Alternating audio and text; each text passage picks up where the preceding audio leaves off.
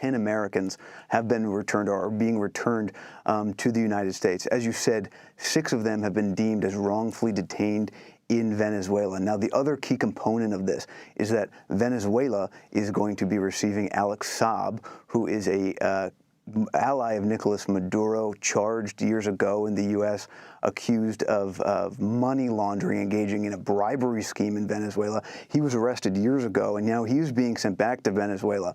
Fat Leonard Francis, who was a Malaysian financier who ran a company in Asia that kind of managed ports and had a lot of contact with U.S. naval ships. He was at the center of one of the largest bribery schemes in naval history, and he, after pleading guilty, escaped and fled to Venezuela. And so this trade now and this prisoner swap is both Americans coming home as well as 2 key figures, one in the United States, the other in Venezuela, also traveling back and forth. And Rob, what do we know about those Americans, particularly the 6 who were wrongfully detained by Venezuela? What do we know about them?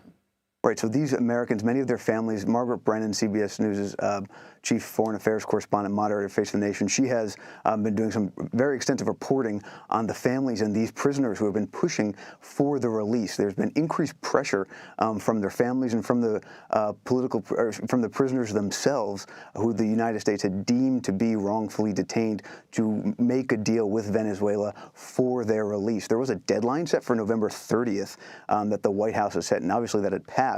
But here's a culmination of some staunch advocacy by both the prisoners and their families.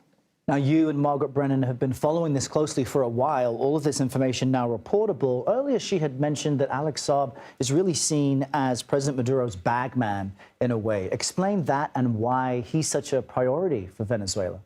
Sure. So when he was arrested a few years ago during the Trump administration, this was touted as a big win for law enforcement. He was on his way to Iran to, as he said, broker some sort of deal with Venezuela over funding between Venezuela and Iran. He was taken off a plane and extradited to the United States and faced charges here. Since then, there's been a pretty staunch campaign, both by his lawyers here in the United States and activists, to return him back to Venezuela. He had claimed that he was acting as a diplomat for Venezuela with Iran. The Justice Department said no, he had broken many laws and they wanted to hold him here.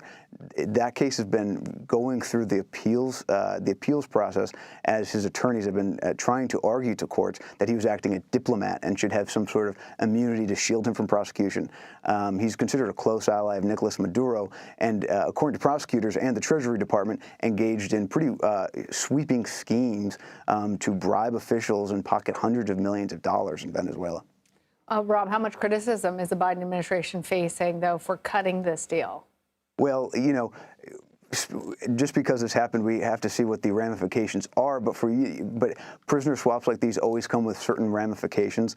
This isn't the first time the Biden administration has had a high-profile prisoner swap. We know last year around this time, Victor Bout, who was a Russian so-called merchant of death arms dealer, was sent back to Russia in exchange for WNBA player Brittany Griner. And so that was, I think, a bit more high profile given given Brittany Griner at the center of it. But here again, we do have prisoners being swapped for Americans.